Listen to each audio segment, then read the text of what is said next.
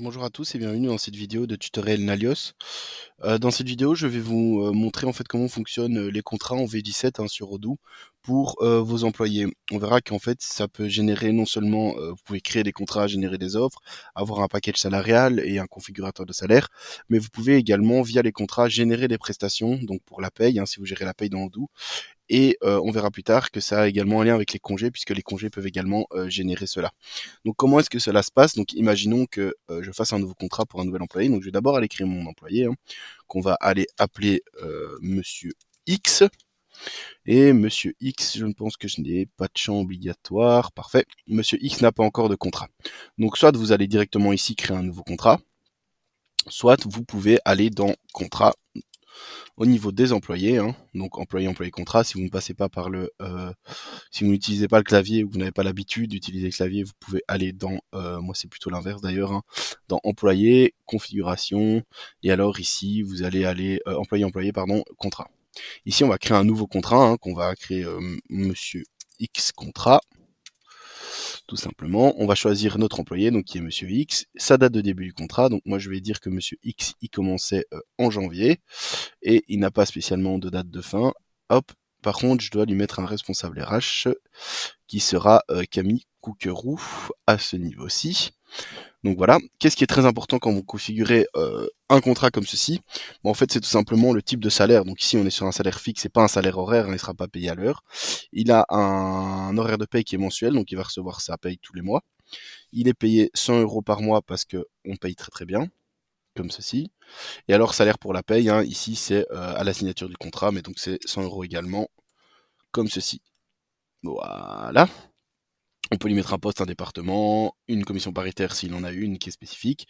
Et donc maintenant, ce qui est important, c'est que comme en fait il est payé mensuellement par mois, c'est ses horaires de travail en fait, tout simplement. Puisque comme on va mettre la source de la prestation, donc c'est ce qui va générer notre paye sur l'horaire de travail, puisque je n'ai pas l'application présence et de toute façon il ne pointera pas et je ne le planifie pas puisqu'il vient simplement travailler au boulot tous les jours.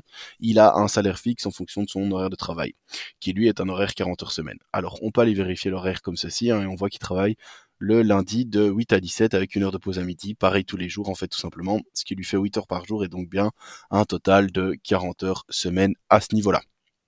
Tout simplement. Donc maintenant, je vais retourner sur Monsieur X. Son contrat, il est fait, tout simplement, et je peux le passer en cours. Vous avez également d'autres onglets, comme document personnel, si vous voulez télécharger, pardon, une carte d'identité ou un CV ou autre.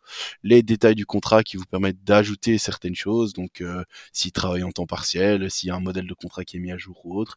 Et alors les informations sur le salaire qu'on a déjà parcouru, ou Odoo vous calcule en fait son coût mensuel réel pour l'entreprise et son coût annuel réel pour l'entreprise également. Donc voilà. Donc nous, il travaille en 40 heures semaine à durée indéterminée, tout simplement. Ça, vous pouvez, je pense, le mettre en type de contrat, voilà, ici. Donc ici, c'est permanent, temporaire, sans année, temps plein, temps partiel. Donc ici, nous, on va être sur un CDI, donc permanent. Et donc c'est ici. Maintenant, moi, je vais le mettre en cours, tout simplement. Voilà, le contrat, il est parti. Alors, vous pouvez évidemment le faire signer en faisant une demande de signature. En lui disant, ben voilà, en fait, ton contrat, le document à signer, Monsieur X, tu vas falloir le signer. Donc ici, évidemment, il n'est pas à signer puisque j'ai directement créé manuellement, mais ça pourrait arriver que vous deviez le faire signer. Vous pouvez également générer l'offre, ici tout simplement. Si je clique dessus, hop, vous voyez, Odoo me crée mon modèle de contrat, en fait, ce que je viens de créer. Je peux mettre un poste, donc dire qu'il est chef d'équipe, il va aller dans tel département comme ceci, son coût annuel, la d'expiration du lien pour la signature, et alors je peux lui envoyer. Bon, ici, je n'ai pas défini l'adresse mail, mais une fois que je l'aurai envoyé, il peut signer son offre, et tout commencera. Donc voilà, donc ça c'est vraiment pour la création des contrats dans Odoo. Vous avez le lien ici directement avec le contrat, mais donc j'ai retombé dessus fatalement. Mais donc si je suis dans mes employés, tout simplement directement sur Monsieur X, j'ai accès à directement son contrat et je vois qu'il est sous contrat depuis le 1er janvier tout simplement. Donc voilà, ça c'est vraiment pour la gestion générale des contrats et l'aperçu.